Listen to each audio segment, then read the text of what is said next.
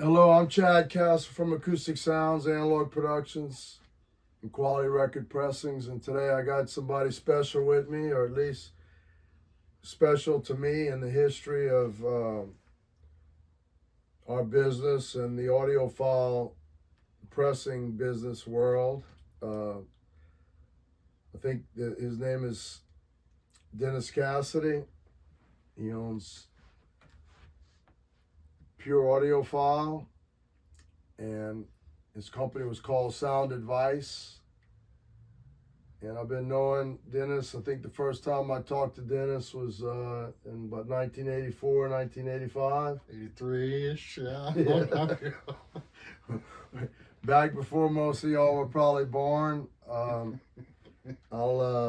want to hear his story because some of it I don't know, but I'll start by remembering how we first met. I moved from Louisiana to Kansas, and I was at a halfway house with a guy named Jeff. And what was Jeff's last? Atha. Jeff Atha. And he had a brand new BMW, and I just got my Rolling Stones box set. It was one of the best Christmas presents I ever got in my life. And my father gave me the Mobile Fidelity Rolling Stones box set. So, and it was a surprise, and it was something I wanted. I mean, I've got many great presents, but then, presents usually you don't get what you want, kind of. So it was the first time it was like everything lined up. And so I made a cassette on a beautiful cassette tape with a Nakamichi, and I had written on it original master recording Rolling Stones. So this guy had a brand new BMW, and I met him, and nice cassette deck inside. I said, hey, play this. We were going to go for a ride. And he goes, oh, what is it? I said, listen, this is the Rolling Stones off of the original master recording, Mobile Fidelity. He goes, oh, yeah, I got that. I'm like, yeah, dude, listen to me again. This is an original master recording, one-off, made real time of the Rolling Stones. He goes, yeah, I got that. I said, he goes, yeah, I got that box. I got the Beatles. I've got Sinatra, and I've got Woodstock. I've got all the UHQRs, and I've got my serial number on Sgt. Pepper's 105 or something. And then I knew he wasn't bullshitting. So I'm like, dude, where are you getting all this stuff? And he goes, well, there's this guy named Dennis at Sound Advice in Kansas City. He's my dealer. And back then, it was almost like a drug dealer, like he's my dealer because there wasn't a lot of us, right? So I said, I want this sucker's number, So I remember in 1984, I had, when you have a pad of paper and they have the cardboard, the back, I guess I ran out of paper. So I had to write it on the back. I was on a payphone in the halfway house. I called you, 1984, and I wrote down, I was like, you have Katie Lied? Yeah. I wrote down all the prices. So tell me about Jeff Atha and your what you remember from those days. Well, it all started, it's kind of the same with you. It all started at once.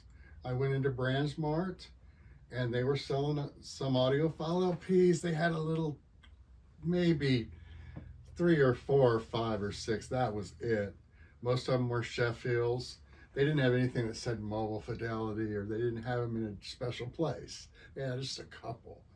And nobody was in there buying, because they buy car stereos. That's all they sold. Nobody was in there. It was empty.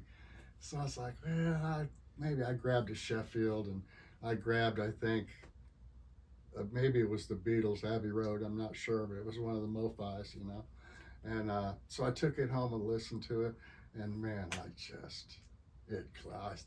I literally sold every record I had at that point. I sold it. I only had 400. You know, I didn't have a ton, but they Well, were my that's a lot. single ones. You know, Yeah. but I sold every one. I was so amazed at the quality of that Mobile Fidelity. No kidding. Yeah, and then that's how we started. And When did you first start selling records? that was about 82, 82. I think. Okay, so you started maybe 4 years, 3 or 4 years before me. Yeah. And man, I've got some stories about you too. Well, we got some. We gonna get into it, man. We're gonna pull it all out. But we back in the day, we had to advertise in the back of magazines, like the classified. So you'd have to, like, it was $1 a word or something. Yeah. You know, so you had to choose your words carefully. Maybe it's $5 a word, but whatever it was, we didn't, you know, it was expensive. Nobody, you know, we didn't have 800 numbers. It was hard to take credit card back then. Yeah. So people would have to call you and you would send them a little catalog or tell them what you had on the phone. And that's how we started, with the little bitty classified in the back of audio, stereophile, and the absolute sound. Yeah, And me and you both had ads back there. yeah. And so that's how we, you know, you were one of the bigger dealers, and there was, I'm sure I'm forgetting some of the other ones right now, but there wasn't that many. Yeah, there just was not, no. So in 82, so do you remember your first call to Mobile Fidelity? Now we're talking, this is the original Mobile Fidelity, Right. the analog. This is before DSD. This is back in the late, I think Mobile Fidelity started in 78, Yeah. something like that. So do you remember your first time you called them? Boy, not really. I really don't. I just remember that's where I got my name of my company, because me and Chad, I started in my living room, where we would put our records in the living room. That was it. And Chad was in an apartment. Yeah. And that's where we started. And so that's why when I came up with Sound Advice, the name, it was specifically for that reason. I wanted to sound like I was a store and not just somebody selling out of his apartment. Right. So when I called somebody like Mobile Fidelity, they would sell records to Sound Advice as opposed to Denny Cassidy. Right. Well, I mean, they would, you know, when I started to be a dealer, you know, selling to stores at wholesale, to me, I didn't really care about the name you gave me. You could say Dennis Cassidy, but I want to see 5 of this, 5 of that, 5. Yeah. I want quantities. Yeah. If you want just one of each, Yeah. you could be Macy's or something. I don't care what store. You could be Sears Yeah. or J.C. Penney's. But if you want one of each, Yeah. that's retail. Yeah. So, but yeah, you do want to have a name, and the same with me. Yeah. I wanted to be a dealer, and you have to have a name, and it was almost like, okay, well, I have to come up with a name. And Acoustic Sounds, I didn't really think about it that long, you know, and you know, Sound Advice is a good name. Acoustic Sounds, sometimes I wonder, but hey, it's more about your service and what you have. Yeah. I love those names now. Yeah. Yeah, and back then too, I think sometimes in advertisements, the A's went first. Yeah. Yeah. That's why at the beginning of the classified, sometimes people have AAA. Yeah. Remember? Yeah. Yeah. Yes. So yeah, then I called you, and then we became friends, and pretty much did the same thing, and then I remember when you called me one Friday, and you said you were having trouble at work. It was Friday evening, I think. You having trouble at work. You're really getting ready to quit, and you just wanted to know if I thought you could go on your own and not have a job, and he could go on his own selling. I mean quit my normal job. Yeah. Yeah. He Okay. called me, and so I remember that Friday, and I said, I remember what I told you too. I said, Chad, I can't make the life decisions, but I said what I can do is I can let Carol, who was my wife and in the business with me at that time, said let her tell you how much we made last year. And so Carol told Chad, it's all, I couldn't tell you anything. Here's how much money we brought in. And so she told you, and next thing I knew, Must have been a good number. Yeah. Well, I was working for basically minimum wage. You know what I mean? I was a cook. Yeah. And I remember coming to, they kept laying me off because it was through the job service manpower. But they call you in a pinch when they needed you, but the moment they didn't need you, they'd lay you off. And I didn't know what to do. And I'm not real religious, but I said a prayer, to ask. And I never thought about the answer until about 10 years later, because I never called them back. Mm-hmm. When they called me that time, I never called them back. Yeah. But I asked for an answer because I didn't want to be lazy. I didn't, because you could do a little of both. You could go to work and box albums at night. Yeah. Or box albums on your day off. So I was scared that I was being lazy. But when I started making 3 times the money selling records, then my day job was costing me, right? But I didn't realize I got my answer till 10 years later. I thought back and I remembered asking for an answer. And I go, I guess I got my answer. Yeah. Because I never, no kid. Well, that's pretty nice of you to put your wife on the phone like that, and then so we'll go back and forth. But when did you start Pure Audiophile? I was around 1999 when I thought about it, or when I started Pure Audiophile, started working on it. I remember telling my dad after New Year's Eve party, on the way home from the New Year's Eve party, I told my dad, I said, I think I'm going to make records after New Year's Eve. It's 1:30 and they were driving me home. And I said, I'm going to make records. He had to think I was nuts. At that time. Well, he probably said, hey, my son had one too many tonight. Well, that's what parents think, a lot of times because they, especially older parents, there was certain jobs you had back then. They weren't as different as they are now. Yeah.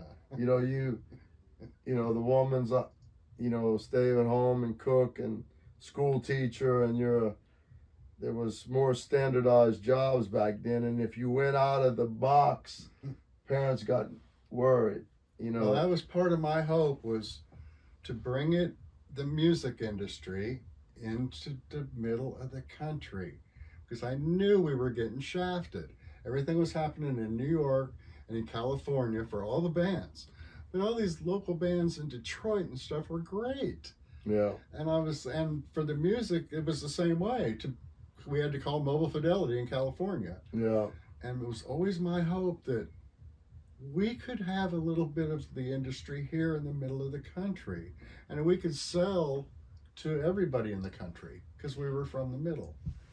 I like to say Acoustic Sounds, or Salina, Kansas, is the center of the vinyl universe. Yes. And I know it's funny and everything, but it's kind of crazy. You just wouldn't. Everybody says, "Why Kansas?" Or "You in Kansas?" Yeah. So, but Kansas City, they got some great music around here for sure. Oh man, yes. Oh man, yes. I love some of your original stuff you did, because you did some of the blues. You can just some yeah. Well, one of the artists is Little Hatch. Oh yes. Little Hatch. I used to come see Little Hatch in Kansas City. Man, he was the real deal. But yeah, Yeah, I treasure those old days. I don't think that, it's hard for people to comprehend how hard it was to get started back then, and how hard it was to find records. This is way before the internet, way before Amazon, way before Discogs, way before eBay. You know, uh, and back then, I mean, like to get a 1-800 number or to start taking credit cards or fax. Like if you had a fax, that was a big deal. Like a thermal fax, not even a real paper. You remember all that? Oh yeah. That was the fun part of it, was going through it back then and getting the list made up from scratch. Starting with no names and getting up to 100, up to 200. That was the funnest stuff, because it's easy to probably go on the internet and get names now. I know, like, I don't want to take away from any of the people that are successful, either with their used record stores or their record stores or their mail order. But right now, if you got some good records and you can speak well and you're passionate, you can start your business like that with free advertising on YouTube. It's just amazing. Like you can start up from nothing. It's so much easier to get started and to be running. But to me, I think that we needed to do it the hard, old-fashioned way. Like it helped. It's what I needed for sure. But it's crazy when you think about it now. And I know that there's no way in the world people that are doing it now, unless they were doing it when we did it, will they ever understand. Like people used to have to lick stamps and put the stamps and send us a money order, right? Yeah. We'd get a money order in the box of records. Yeah, and we would do our catalogs, and we would write this stuff by hand. Yeah. We'd address we maybe had 100, just whatever it was, but we'd write them by hand. Yeah. Or type out the catalog and then go to the Xerox machines and put nickels in the Xerox machines and just run them till they died. And that was the fun stuff, though. It really was. Yeah. So anyway,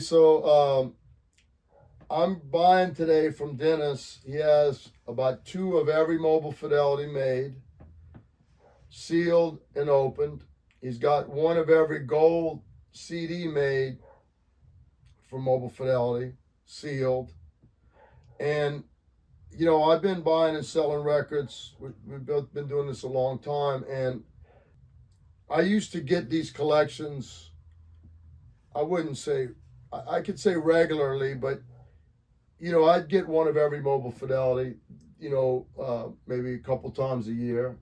But it's been a while since I've seen, 1 of every Mobile Fidelity. Definitely, I've never videoed, 1 of every Mobile Fidelity. And so, this will be interesting, this will be interesting because it's not easy to put it together, like that. Yeah, these were bought from Mobile Fidelity back in the day. That was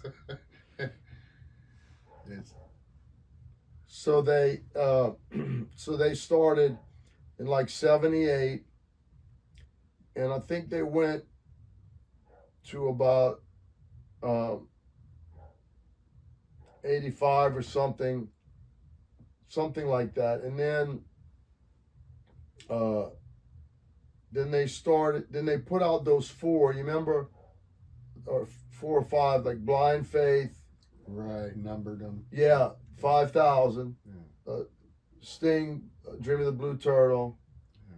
Goodbye Yellow Brick Road. Yeah. Blind Faith. Maybe Sting. You said Sting. Yeah. Thick as a Brick. Yeah. Oh, and one more, Crown of Creation. Yeah. They put those in Blind Faith. They put those out in the middle, and then later, I think in around 90 something, 95 or something, they started with the Anna disc. Yeah. So then you've got all the original MoFis, probably those ones in the middle, and then the Anna disc. Yes. And then I think in 2000, 2001 or 2 is maybe when the new ownership of Mobile Fidelity started. But there's none of that in here. These are the original JVC boxes that we used to get from Mobile Fidelity. Yeah, I love those boxes, man. I mean, they were so protective. Yeah, and when we started, they would sell the records at like BrandsMart. They weren't selling. They couldn't have sold many at all. People didn't go there, and they didn't talk when they went there. Like now on the internet, people talk. Yeah. And they would say about stuff. Back then, nobody was talking about those audiophile albums. But man, when we got into it and we started selling them to people by mail order, we sold a lot more than they were selling previous. Yeah. Because we were selling to regular people, you know, but we sold a lot more than the distributors to BrandsMart or whatever they were selling. Yeah. They couldn't have been selling a lot, but then we changed that because Mobile Fidelity started doing more business. Yeah, it was, when I would go to a big town like, New Orleans or Houston or Kansas City or Denver, I would go to every record store, all the music lands in the mall, and I would, most of them had an audiophile section. Yeah. Remember how small that was, though? Oh, yeah. And they'd have the Nautilus, the Super Disc, the MoFi, and you'd find some good ones every now and then. Yeah. And but when we started mail ordering, God, things were just, it took so much longer to do everything. Do you remember getting the Mobile Fidelity catalogs? With the, I treasured those, because, there wasn't an internet where you could look at the record covers, Yeah. You had to figure out, what was made.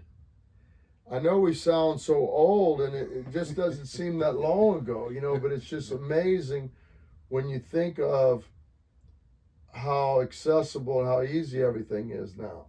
Yeah, yes, and how much we loved them, both you and me. It came from a love for the product. Yeah. It's nothing, no other way to say it. Right, we right. just loved the records. Yeah. I mean, we definitely, as a passion, and we bought these and sold these and used the money to buy our own records. Yeah. You know what I'm saying? Right. Like, that was the goal, to get more records. Buy one, sell one, buy two, buy three, keep two, sell one, buy three, sell two, keep one, buy, sell, and trade. And I've always wondered how your collection is doing, because we've talked about our collections quite a bit. But I've always wondered how yours is, because it must be unbelievable right now. It's not bad. It's not bad. I forget to put things away. Sometimes I'll sell out every one of our records and have not kept one. And so that happens because you think, well, I'll get around to it. But no, I have a pretty good collection. But the way I figure is, when you're selling records, like having your own used car lot, right? Yeah. Well, you don't even have to own a car. You can go home in a different car every night. Yeah. But I still have a nice collection. I still like to collect. But I guess when you have so many records laying around, I don't have to quite collect anymore. But I'd like to see your collection. oh, dude, anytime you want to come to Salina, man. Oh, you know, I'm gonna be there soon. Yeah, I like that town. That's one of my favorite towns. yeah, they're really, it's really nice right now. I lived there for, I don't know, maybe 3 years. Oh, you lived there? Yeah, most people don't know that or forgot. Really? Yeah, I think you knew that and probably I forgot. must have forgot Because you helped me out a few times when I needed somebody to be called from Salina or to go, and you went and knocked on their door for me. Oh, is that right? Well, I was living here, and we were looking for this guy's brother, and so I called you. You went and knocked on the door and found him for us. Really? That's before the internet too, right? Yeah. For email and text and cell Yeah. phones. Yeah. I guess we forgot cell phones in the whole. Oh gosh, the kids have it so much easier than us. Yeah. Well, dude, I appreciate you, your friendship, and the history means a lot to me, and that's why one of the things I do like about YouTube is you can get the history straight, who did what and when. Mhm. You know what I mean? Again, you know, people can get started so quick right away, and they've been doing it for a few years, and people think they've been doing it forever, which it's great. Yeah. It's great for them, and but I think when people really realize how far and deep this goes back, the history of, you know, of how this all got started, like, because, you know, it used to be like there was one version of a record. Everybody got the standard version. There was just one version. And, you know, in about 78, that changed. And now people can try to make them better, and a lot of times they do. Yeah. And so the history means a lot to me. You were at the beginning. We both had them little ads. We both writing pen pal letters to our customers, and Well, your friendship means a lot to me, that's for sure. After all these years, I do want to say one thing. When I got sick and had to sell my collection and had to start selling my collection, it was wonderful knowing you and knowing somebody like you. And I just hope that everybody, if they ever come to that position in life where they have to sell their records, or, you know, if they ever come to that position, I just hope they have somebody like I had you we'll do to that. take over their stuff. Well, that means a lot to me. You know, the whole thing. You know, we started together. We were the only few that started. I treasure those days. So, dude, we appreciate it, man. Give me a hug, dude.